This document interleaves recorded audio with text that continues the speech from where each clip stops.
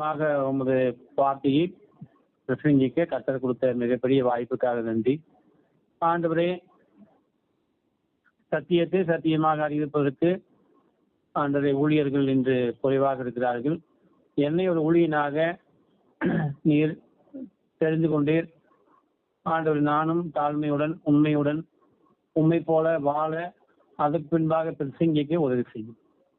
இந்த நாள் வார்த்தையும் ஆசீர்வதியும். இயேசு நாமத்தில் கேட்கிறோம் நல்ல பிதாவே, ஆமென். ஆமென். அன்பானவர்களே, நமக்கு கொடுக்கப்பட்ட தலைப்பு மனம் திரும்பலுக்கு ஏற்ற கனிகளை கொடுங்கள்.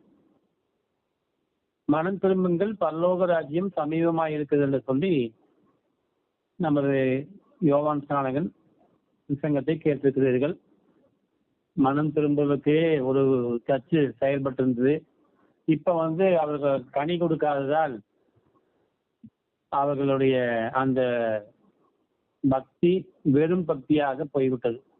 இன்று மற்றவர்களுக்கு ஒரு கேளிக்கை பண்ணும்படியாக அந்த சர்ச்சுகள், அநேக சர்ச்சுகள், அதில் குறிப்பிட்ட ஒரு சர்ச்சு ரொம்ப கேளிக்கைக்குரியதாக மாறிவிட்டது. ஆமா, ரொம்ப வேதனையாக உள்ளது இதை சொல்வதற்கு. நமது ஆண்டவரும் முதல் பிரசங்கத்தை மனம் திரும்புதல் குறித்து தான் பேசினார். மனம் திரும்புங்கள், பரலோக ராஜ்யம் சமீபமாயிருக்கிறது. மனம் திரும்பினால் பூலோகமும் பரலோகமாக இருக்கும், மேலோகமும் நமக்கு பரலோகம். ஆமா, ரைட். ஆனா இந்த நாள்ல நமக்கு யோவான் ஸ்நானகன் அடுத்ததாக ஒரு பிரசங்கத்தை அருமையாக செய்த, அதுல பாத்தீங்கன்னா மனம் திரும்பலுக்கு ஏற்ற கனிகளை கொடுங்கள் அப்படின்னு சொல்லி, கிறிஸ்தவர்கள் கிறிஸ்துவுக்கு ஏற்ற வாழ்வை வாழ்ந்து காண்பிக்க விருப்பம் இல்லாததால் வீட்டிலும் பிரச்சனை, நாட்டிலும் பிரச்சனை. ஏன் கிறிஸ்தவர்கள் இன்னும் 2% இருக்காங்க? நீங்க திங்க் பண்ணி பாருங்க. அவர்கள் மனம் திரும்பவில்லை.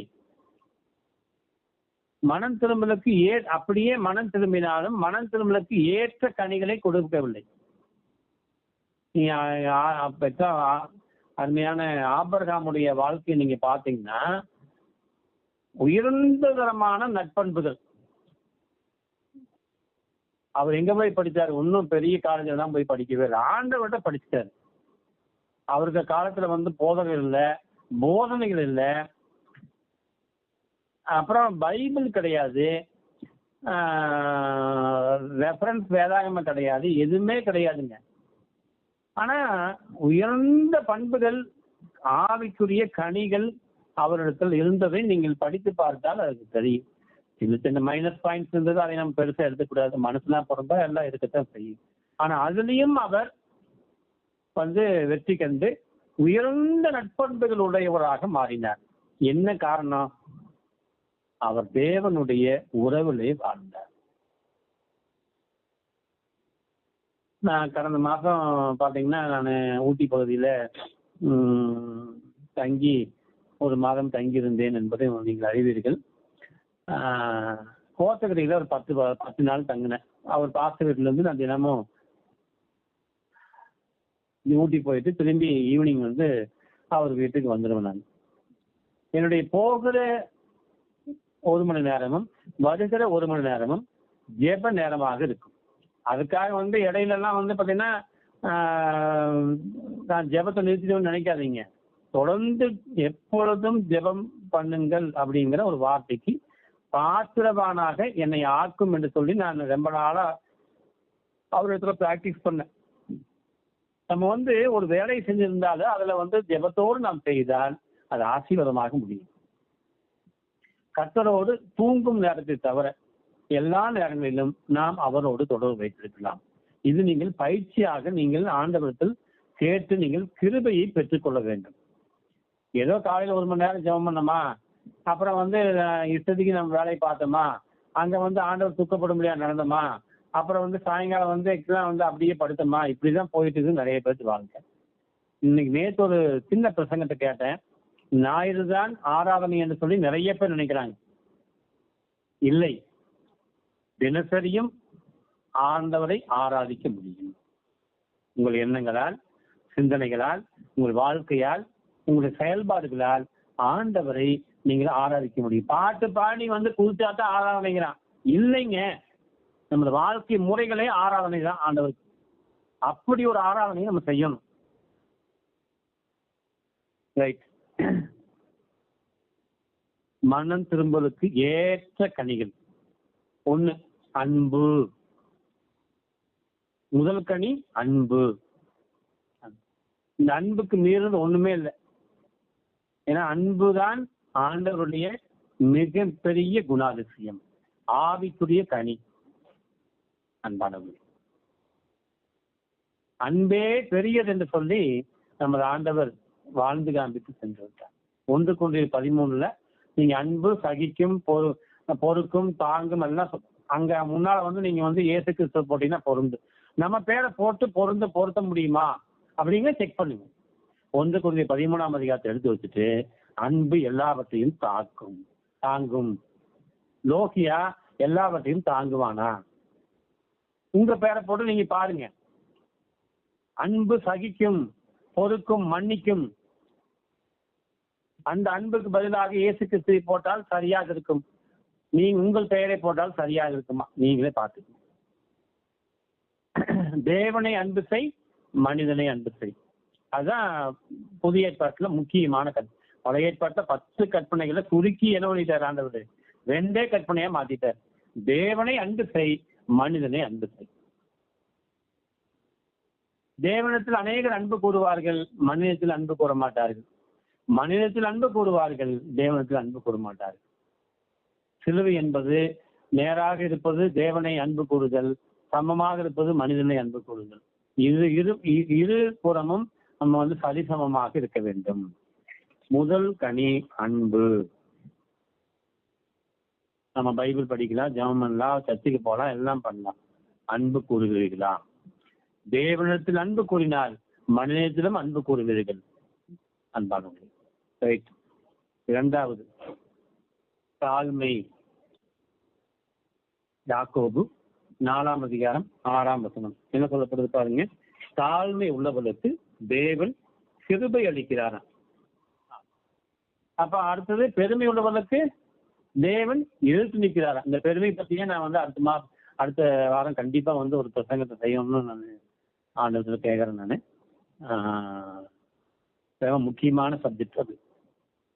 தாழ்மை என்பது ஆவிக்குரிய கனி. சத்தியத்தை கேட்கிற நாம் அதன்படி வாழ பிரயாசப்பட வேண்டும். அதுதான் தாழ்மை. எங்க சர்ச்சில் வந்து பாத்தீங்கன்னா பெரிய தொழிலதிபர் போய் முன்னாள் வரிசையில சமணங்கால் போட்டுக்குவாரு. அதுதான் தாழ்மைங்கிறான். நான் இந்து பேக்ரவுண்ட்ல போனதுனால அதையும் நம்பிட்டு. அப்படி இல்லைங்க. ஒருத்தர் உட்கார முடியும், ஒருத்தர் உட்கார முடியாது. உங்க என்ன முன்னால போய் உட்கார்ந்து பாயில் உட்கார்ந்தா தாழ்மை நடத்துமா? இல்லைங்க. மனிதன் முகத்தை பார்க்கிறான், தேவனோ இருதயத்தை பார்க்கிறான். கடைசியில உட்கார்ந்துக்கவன் அதிகமான தாழ்மையுள்ளவனா இருப்பான் உள்ளத்துல. முன்னால போய் உட்கார்ந்து பெருமை, முன்னால போய் தாழ்மை நினைக்கிறான், அவன் தான் பெருமை உள்ளவன். ஏன்னா முதல்ல வந்து காணாவ. அருமையானவர்களே, இந்த பெரிய பெரிய சிஎஸ்ஐ, டிஎல்சி இந்த மாதிரி பெரிய பெரிய ஸ்தாபனங்களில் முன்னாள் வரிசையில் அமர்ந்திருப்பவர்கள் எல்லாம் பெருமை உள்ளவர்கள். அன்பானவர்கள், கமிட்டின்னு சொல்றது பாத்தீங்களா, அவங்கதான் உட்காருவாங்க விஐபி மாதிரி. அருமையான நாள்ல நான் எதுக்கு சொல்றேன்னா, தாழ்மை என்பது ஆண்டவருடைய மிகப்பெரிய குணாதிசயம். ஆனால் நாம் அதை தவறாக பயன்படுத்தி முன்னாள் வரிசையில் உட்கார்ந்து பெருமைப்படுத்தி கொண்டால் நம்ம வந்து சாதாரண எளிய மக்கள் வந்து முன்னால் உட்காந்துங்க, நம்ம பின்னால் உட்கார்ல, தப்பு கிடையாதுங்க. சாதாரண மக்கள் முன்னால் உட்காருகிற ஒரு ஆலயமாக எப்பொழுது நம்ம தமிழ்நாட்டில் இந்தியாவில் ஆக்கப்படுகிறதோ. அதான் நான் அப்பப்போ யூடியூப் பார்த்துருப்பப்போ ஆண்டவர் அப்படியே மேலேருந்து வருவார். திடீர்னு அந்த சர்ச்சு கேட்டில் அப்படியே உட்காருவார். அப்படி நின்னோடனே அது அவர் வந்து ஒரு ஒரு பிச்சைக்காரனா மாறிடுவார். அப்புறம் வந்து சர்ச்சுக்குள்ளே போவார். சர்ச்சுக்குள்ளே போனோன்னா பார்த்தீங்கன்னா எல்லாரும் மூக்கை மூடுவாங்க. போதகர் வந்து ரொம்ப கஷ்டப்பட்டு பிரசங்கம் செஞ்சு கொடுத்துருப்பாரு. ஆனால் இடையில நிறுத்திட்டு அந்த பிச்சைக்காரரை கொண்டு போய் வெளியில் நிறுத்திட்டு வந்துடுவார். இப்படிதான் நடக்குது. ஏசி இல்லாத ஆலயங்கள் இன்று அநேகம் இருக்கிறது. ஏனென்றால் தாழ்மை இல்லை, பெருமைதான் இருக்குது. சத்தியத்தின்படி வாழ இஷ்டப்படாத ஒவ்வொருவரும் பெருமையுள்ளவர்கள். பெருமை ஒரு பிசாசு. மூணாவது, மன்னித்தல். மிக முக்கியமான கனி. மன்னிக்க முடியலைங்க நிறைய பேர்த்த. தேவன் என்னை மன்னித்தார், என்னை போன்ற நிர்பந்தமான பாவியை மன்னித்தார். பலனுடைய வாழ்க்கையிலே, பல பெண்களுடைய வாழ்க்கையிலே பயங்கரமாக விளையாடி என்னை ஆண்டவர் மன்னித்தார். குடிகாரனாக என்னை மன்னித்தார். பயங்கரம். நான் பாவியாக இருக்கும் போதே தேவன் எனக்காக மரித்தார். நான் பிறரை மன்னிக்காவிட்டால் நான் நரகத்துக்கு பார்த்தேன். மேல வேணா இருக்கலாங்க, நல்லா ட்ரெஸ் ஊத்தி நல்லா சர்ச்சுக்கு போயிட்டு அன்பானவர்களே, மற்றவர்கள் பார்வைக்கு எப்படி இருக்கலாம்? ஜம்முன்னு இருக்கலாம். நீங்கள் பிறரை மன்னிக்கவில்லை என்றால் நீங்கள் பாவிதான். நீங்கள் பரலோகத்தில் காலடி எடுத்து வைக்க முடியும். உங்கள் குற்ற மனசாட்சி உங்களை தூங்க விடாது, சாப்பிட விடாது. தொடர்ந்து ஆண்டவருடைய வார்த்தை துரத்தி பிடிக்கும். பாவம் தொடர்ந்து பிடிக்கும் என்று சொல்லி வேதம் சொல்லுகிறது. அந்த பாவத்திலே முக்கியமான பாவம் மன்னிக்க முடியாமை. மன்னித்தல் மிகப்பெரிய கனி. ஆம் அன்பானவர்களே, நான் மறுபடியும் உங்களுக்கு சொல்றேன். நானு உங்களால மன்னிக்க முடியலன்னா 2 அதிகாரத்தை 1-5 வருஷத்துக்கு போய் படிங்க. 1-3-4 வருஷம் தான். ஒரு சின்ன பிள்ளைங்க, ஒரு சின்ன பிள்ளை ஒரு 10-12 வயசா இருக்கும். அந்த பிள்ளைய ஆக்சுவலா அடிச்சு இழுத்து சித்திரவதை செஞ்சு கூட்டிட்டு வராங்க வேலைக்கு. அந்த பொண்ணு என்ன பண்ணுது தெரியுங்களா? அருமையான வளர்ப்புங்க. எங்க சண்டே ஸ்கூல் படிச்சு எனக்கு தெரியல. தேவனிடத்தில் அந்த பிள்ளை கற்றுக்கொண்டிருக்கும். அவருடைய பெற்றோர்கள் அப்படித்தான் கற்றுக் கொடுப்பார். நாகமானின் மனைவிக்கு பணிவிடை செய்தால் என்று சொல்லி வேதம் தெளிவாக பேசுகிறது. அன்பானது, நாகமானின் மனைவிக்கு பணிவிடை செய்தால் அப்படின்னு என்ன நடந்திருக்காங்க? வந்த உடனே அவ எல்லோரையும் மன்னித்திருப்பார். ஆண்டவரே, எந்த நோக்கத்துக்காக என்னை கொண்டு வந்தீரோ அந்த நோக்கம் நிறைவேற எனக்கு இருதயத்தில் கசப்பும் வெறுப்பும் விரோதமும் இருக்கக்கூடாது என்பதை உங்களுக்கு தெரிவிக்கிறேன். ஆண்டவர், என்னை மன்னியும், இவர்களை மன்னிக்கிறேன் என்று சொல்லி அவள் என்ன பண்ணியிருப்பான்? ஜெபம் பண்ணியிருப்பான். நாகமானின் மனைவிக்கு பணிவிடை செய்தால் மன்னித்தல் ஆவிக்குரிய கனி. மன்னிப்பு கேட்டல் ஆவிக்குரிய கனி. மறத்தல் ஆவிக்குரிய கனி.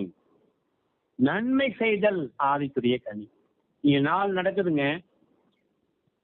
நிறைய பேர் மன்னிப்பு கேட்க பார்ப்பாங்க, அப்புறம் மன்னிப்பாங்க பிரதர், ஆனா மன்னிப்பு கேட்க மாட்டாங்க. நான் சொல்றது புரிஞ்சுங்களா? நீங்க இதை தனியா போய் உட்கார்ந்து ஜெபம் பண்ணுங்க. நாளைக்கு உங்க யூடியூப்ல போட்டு வரேன். நான் மறக்க மாட்டாங்க. மன்னிப்பாங்க, மன்னிப்பு கேட்பாங்க, எல்லாம் பண்ணுவாங்க, மறக்க மாட்டாங்க. இது 3 செய்வாங்க, ஆனா நன்மை செய்ய மாட்டாங்க அன்பானவர்களே. ஆனால் இந்த 2 ராஜாக்கள் 5ஆம் அதிகாரத்திலே இந்த 4 கனிகளையும் அந்த சிறிய பெண் கற்றுக் கொடுக்கிறார். எனக்கெல்லாம் அந்த பொண்ணு ஓங்கி ஒரு கணத்துல விட்டுருக்கலாம். நீ அந்த மாதிரி செய்தி கொடுக்கிறார். தன் வாழ்விலே சின்ன பிள்ளைங்க வெக்கமா இருக்குதுங்க. ரைட். 4வது கனி ஆக்கப்பூர்வமான உதவி. யோவான் 3:16 நிறைய பெரிய அளவுக்கு பிரசங்கம் பண்ணுவாங்க. அங்க என்ன நடக்குதுன்னு நீங்க புரிஞ்சுக்கிட்டீங்க. தேவன் தம்முடைய ஒரே குமாரனை ஈவாக என்னை போன்ற நிர்பந்தமான பாவிக்கு கொடுத்தார். ஆக்கப்பூர்வமான உதவி. அதாவது நீங்க புரிஞ்சுக்கங்க, அப்பா தன் மகனை இந்த உலகத்துக்கு கொடுத்தல் ஆக்கப்பூர்வமான உதவி. கொடுத்தல் இல்லாத வாழ்வு அது பாவம் நிறைந்த வாழ்வாக இருக்கும். நிறைய பேர் கொடுக்க மறுக்கிறார்கள். வாங்கறதுக்கு விரும்புறாங்க. வாங்குவதை விட கொடுப்பதே பாக்கி. நான் இருப்பதால் பேசவில்லை அன்பானவர்களே, நான் இல்லாதவனாக பேசுகிறேன். இல்லாமையால் கொடுக்கிறேன் நான். அது ரகசியம். தேவனுடைய ரகசியம். ஆமா, கர்த்தரிடத்தில் அது வேணும் இது வேணும் அது வேணும் கேட்டு நீங்க ஆண்டவர்கள் பெற்றுக் கொண்டிருக்கலாம். ஆனால் இந்த கிருபையை பெற்றுக்கொள்ளுங்கள். பிறருக்கு நான் என்னை கொடுக்க வேண்டும், பிறருக்கு ஏதாவது ஒன்றை கொடுக்க வேண்டும். அன்பானவர்களே, எனது கிறிஸ்துவை அறியாத ஒரு நண்பர் எனக்கு இருக்கிறாரு. அவரு ஸ்கூல் பிள்ளைய கஷ்டப்பட்டு படிக்க வைக்கிறாரு. கொஞ்சம் பத்துல பணம். அப்ப சொன்னேன், தம்பி ஏதாச்சும் தேவைன்னா ஒரு சிறிய தொகையை நான் அனுப்பி வைக்கிறேன், நான் வேணும் போது கேட்கறேன். அதான் பியூட்டிஃபுல்லான வார்த்தை, வேணுங்கும் போது கேட்கறேன். அப்புறம் அவருக்கு அவசரமா ஒரே வார்த்தை அவர் கேட்டாரு. நானும் சந்தோஷமாக அதை அனுப்பி வைத்தேன். நான் இருப்பதனால் கொடுக்கவில்லை, இல்லாததால் கொடுத்தேன். பிதா இருப்பதால் கொடுக்கல, இன்னொரு பையன் இருக்கிறதுனால கொடுக்கலீங்க. ஒரே ஒரு பையனை கொடுத்தாரு. அன்பானவர்களே, அப்புறம் அருமையான ஐயா வீட்டுல போய் நான் சாப்பிட்டு அப்படியே இந்த வீட்டை அப்படியே கொஞ்சம் பார்த்த போது ஐயா உடம்பு கொஞ்சம் வேலை இல்லை. ஐயாவுக்கு கொஞ்சம் பொருளாதாரத்தில் சிரமமாக இருக்கிறது. இது நான் கட்டுறதுக்கு மகிமைக்காக சொல்றேன், கொடுத்துட்டு சொல்லிக்கான்னு நினைக்காதீங்க. ஆக்கப்பூர்வமான உதவிக்கு ஒரு தூண்டுகோலாக இருக்க வேண்டும் என்று தான் இதை நான் பதிவு செய்கிறேன். அப்புறம் ஒரு சின்ன பெட்டிகளை வச்சிருக்காரு. அதில் அவங்களுக்கு கொஞ்சம் பொருள் இருக்குது. சரி, இதே கொஞ்சம் டெவலப் பண்ணலாமேன்னு சொல்லி நானும் சொல்லிட்டு ப்ரேயர் பண்ணிட்டு வந்துட்டேன். அப்புறம் இங்கே ஒருத்தர் எனக்கு அந்த கொஞ்சம் சிறிய தொகை எனக்கு கொடுக்கணும், அவர் கொடுக்கவே இல்லை. அப்புறம் ஐயாவுக்கு கேட்டேன், இந்த மாதிரி லேட் ஆகிட்டே இருக்குது, என்ன பண்ண தெரியல, உங்களுக்கு வேற நான் வாய் விட்டு சொல்லிட்டேன், கர்த்தர் இந்த வார்த்தையை ஆசீர்வதிக்க வேண்டும் என்று சொல்லி யோசிச்சு இருக்கும்போது திடீர்னு ஒரு நாள் காலையில் முன்னெடுத்து இருக்கிற பணத்தை நீ அவருக்கு போடு அப்படின்னாரு.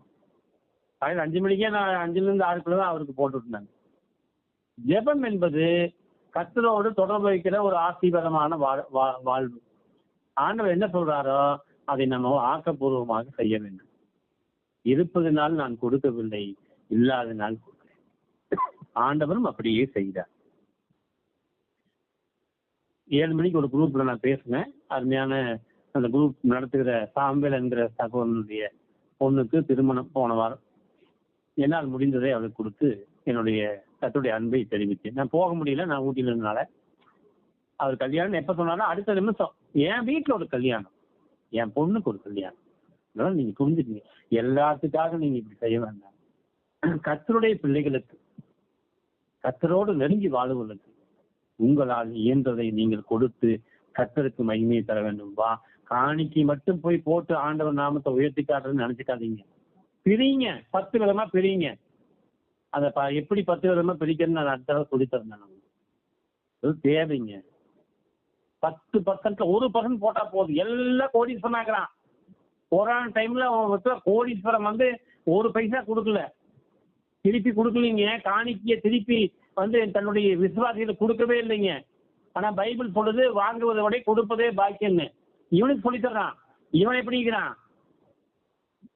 மோசமா நிலைமையில் இருக்கிறான், நாசமா போறான். இன்னைக்கு காலையில் தான் ஒரு செய்தி கேட்டேன். இந்து கோயில்கள், கிறிஸ்துவ ஆலயங்கள், அப்புறம் மசூதிகள், பெரிய பெரிய பிரமுகர்கள், அப்புறம் பள்ளிக்கூடங்கள், கல்லூரிகள், ரவுடிகள் எல்லா இடத்தையும் ரைடு பண்ணணும். அருமையான ஒரு செய்தி பண்ணணுங்க. திருட்டு பணம் எந்த பிளாஸ்டிக் வீட்டிலையும் இருக்கக்கூடாது, எல்லாம் வெளிவரணும். ஆண்டவர் மகிமைப்படுவாராக தமிழ்நாட்டின் மீது. ரைட். ஊட்டிக்கு ஒரு கம்பளி கடைக்கு போனேன். என் மனைவி சொன்னாங்க, என்னுடைய பாப்பாவுக்கு ஒரு சொட்டை எடுக்கலாம் அப்படின்னு. போனது சொட்டை எடுக்குதான். இங்கே போனோன்னு ஒரு கம்பளி முன்னால் இருந்தது, அருமையான ஒரு கம்பளி. அப்போ ஆண்டவர் சொன்னார், என்னோட ரொம்ப டயர்டாகி போய் நின்றுக்கிறேங்க, போய் படுத்தா உடனே தூக்கம் வந்துடும். அந்த கம்பளி எடுத்து உன் பக்கத்து வீட்டிலே உடம்பு சொல்லாமல் ஒரு மனிதன் இருக்கிறானே, அந்த மனிதனுக்கு போத்துங்க கேட்டு அப்புறம் அவர்கிட்ட கொஞ்சம் கன்ஃபார்ம் வாங்கி எடுத்து வந்திருக்கேன். நான் நாளைக்கு அவருக்கு ஆக்கப்பூர்வமான உதவி. அன்பானது, நமது ஆண்டவர் ஆக்கப்பூர்வமான உதவியை செய்கிறார். ஆக்கப்பூர்வமான உதவின்னு சொல்ல முடியாது, அது ஈகை மனப்பான்மை. தன் ஜீவனையே கொடுப்பது, தன்னையே கொடுப்பது என்பது சாதாரணமான உதவி இல்லை. நம்ம அப்படி செய்ய முடியாது. அதுல கொஞ்ச நாள் நம்ம யோசிக்கலாங்க. பொருளாசைக்கு சாயாமை, இது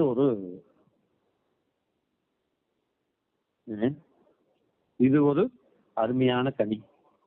லூக்கா 12 ஒரு பெரிய செல்வந்தன் இருக்கிறார். நான் சொன்ன நிறைய லேட் ஆயிடும். 15 21 வரைக்கும் படிச்சீங்கன்னா பெரிய செல்வந்தனுக்கு அவருக்கு மறுபடியும் செல்வத்தை கொடுக்க ஆண்டவர் எதுக்கு கொடுத்தாரு? அப்புறம் கொடுக்கணும்னு சொல்லித்தானுங்க. அவனே என்ன பண்றான், இன்னும் கொஞ்சம் இடத்த வாங்குறான், அங்க போய் சேமிக்க வைக்கலான்னு கொடுத்துட்டு என்ன பண்றான், ஆண்டவரே எல்லாம் ஓகே நிம்மதியா இருக்குங்கிறான். அப்ப சொல்றாரு, இந்த உறவு உன் ஆத்மா எடுத்துக்கொள்ளப்பட்டார், எங்க போற?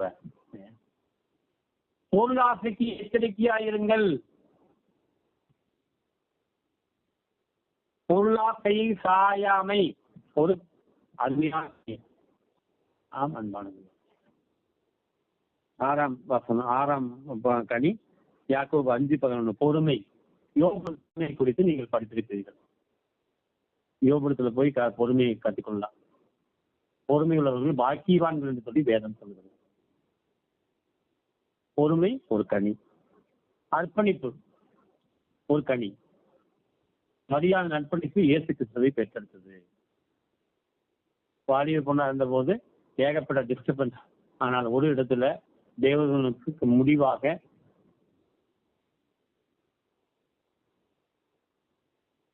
ஆண்டவரே உமக்கு என்னை அர்ப்பணிக்கிறேன் என்கிறால் அருமையான மரியாள். ஆண்டவரே உமக்கு அடிமைனா இப்பெல்லாம் அர்ப்பணிப்பு. அது அடிமை. அப்படி அடிமைனா வேற. இப்பெல்லாம் நம்ம புரிஞ்சு கொள்றது எப்படி அர்ப்பணித்தால் அவர். அப்புறம் தேவனால் கூடாத காரியம். அர்ப்பணிப்பு ரொம்ப முக்கியமான ஒன்று. அர்ப்பணிப்பு அருமையான கனி. நிறைய பேர் நம்ம இடத்துல அவங்கள கொடுக்க மாட்டாங்க, அவங்க உள்ளத கொடுப்பாங்க. அவங்கள கொடுக்காம இயேசு கிறிஸ்துவுக்கு அர்ப்பணிக்காம அவங்க இடத்துல உள்ளதெல்லாம் கொடுத்தாலும் ஒரு பிரயோஜனம் இல்லை. நிறைய பேர் அப்படிதான் செய்யறாங்க. அவங்கள கொடுக்கவே மாட்டாங்க. பெருமை, மண்டக்கணம், அதுக்கு அப்படிதான் சொல்ல முடியும். இன்னும் கொடுக்க முடியல, தன்னை கொடுக்க முடியல, முழுவதும் கொடுக்க முடியல. அறவாசி, காவாசி, இன்னும் கடினத்தன்மை, இறுதி இஸ்ரவேல் போல முழுவதும் கொடுக்க முடியல, சரண்டர் ஆக முடியல. ஆனா தன்னிடத்தில் உள்ளதை கொடுப்பாங்க. அதான் ஒருத்தர் சொன்னாங்க, கோமுக்கு பணம் கொடுக்குற சேர்த்து. நான் சொன்னேன், நீ உன்னை கொடுமா முதல்ல, அப்புறம் உன்னத்துல கொடுக்கலாம். உன்னை கொடுக்காம நீ உன்னத்துல உள்ளத 10,000 இல்ல 1000 கோடி கொடுத்தா என் ஆண்டவருக்கு உலகமே சொந்தம். அவருக்கு போட்டு நீ ஒண்ணு அவரை பணக்காரனாக்க வேண்டாம், அவசியம் இல்லைங்க.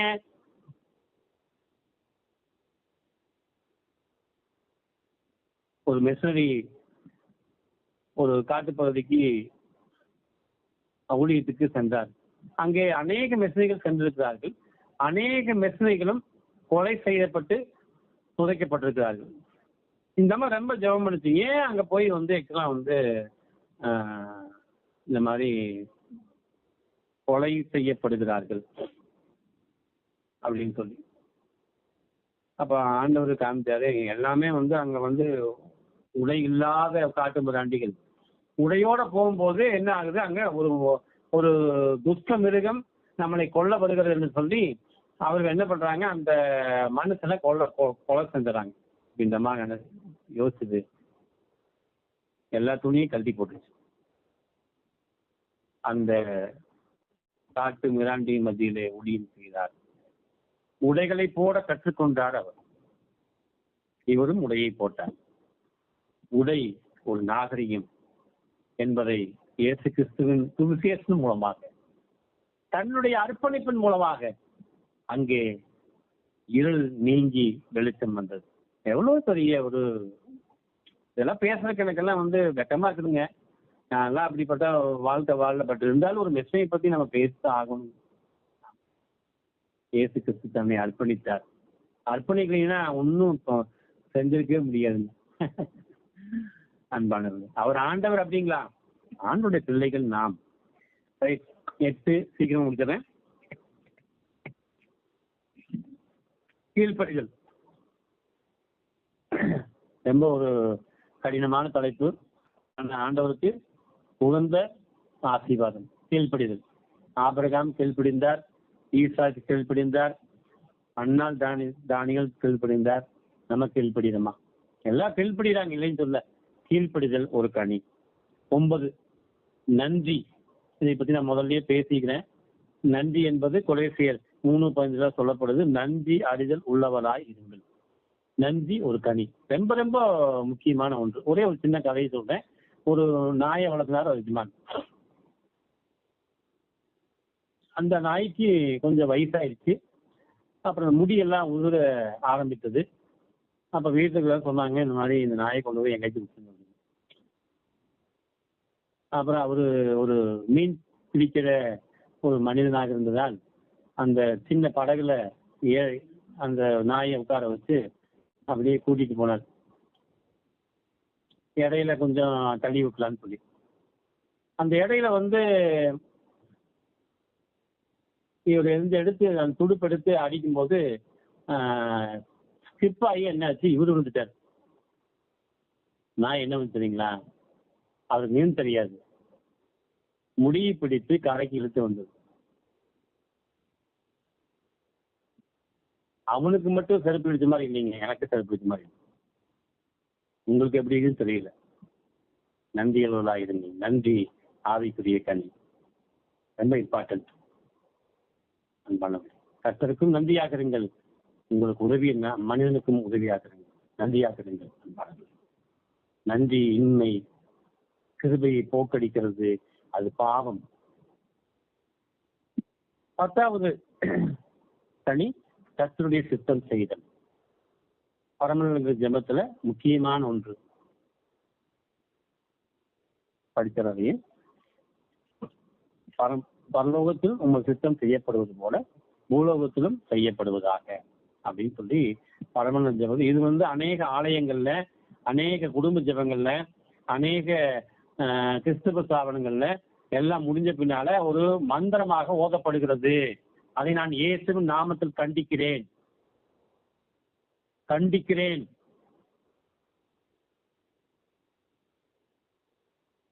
பூலோகத்தில் கர்த்தருடைய சித்தம் செய்யப்பட வேண்டும். கர்த்தருக்கு பிரியமான ஒரு வாழ்க்கை வாழ வேண்டும். ஆமாண்டாங்க. ஆண்டவர் சொன்னாரு, என்னுடைய சித்தத்தின்படி உள்ள உம்முடைய சித்தத்தின்படியே ஆக கிடந்தது. கர்த்தருக்கு பிரியமான ஒரு வாழ்க்கையை நாம் வாழ வேண்டும். கர்த்தருடைய சித்தம் செய்ய வேண்டும். 10 விதமான கனிகளை பற்றி நாம் படித்தோம். இந்த யூடியூப்ல பதிவு பண்ணி நம்ம நாளைக்கு நான் உங்களுக்கு எல்லாம் அனுப்புறேன். மறுபடியும் நீங்க கேட்டு எல்லாருக்கும் அனுப்புங்க. நீங்க தனியா போய் ஜெபம் பண்ணுங்க. நானும் நாளை காலை ஜெபத்துல இந்த 10 விதமான கனிகள்ல எந்த கனி கொடுக்காம இருக்கிறேன்? வேதம் சொல்லுகிறது, நல்ல கனி கூடாத மரம் எல்லாம் வெட்டுண்டு அக்னியிலே போடப்படும். அன்புடைய சுவாமி, இந்த அருமையான நாளுக்காக நன்றி. மறுபடியும் சமூகத்திலே வருகிறோம். மனம் திரும்பலுக்கு ஏற்ற கனிகளை கொடுங்கள் என்று சொல்லி வேதம் சொல்கிறது. நல்ல மரம் நல்ல கனிகளை கொடுக்கும். நல்ல மரங்களாக இருப்பதற்காகவே நீர் இந்த உலகத்திலே மனுஷனாக வந்தீர். எங்களோடு ஆண்டவரே இன்றும் ஜீவிக்கிறீர். கனி கொடுக்காத மரமாக இல்லாதபடி மனம் தரும்படியாக அந்த நாள் இந்த இரவாக இருக்கட்டும். ஆண்டவரே உதவி செய்யும், வழிநடத்தும். நீர் மகிழ்ப்படும். காலத்தையும் நேரத்தையும் தள்ளி போட வேண்டாம். உடனே எங்களை ஆண்டவர் ஒப்படைத்து மன்னிப்பு கேட்டு மனம் திரும்பி மறுபடியும் ஒப்புரவாக இந்த நாள் ஆசீர்வாதமாக சொல்கிறேன். இயேசுவின் நாமத்தில் கேட்கிறோம் நல்ல பிதாவே. ஆமென்.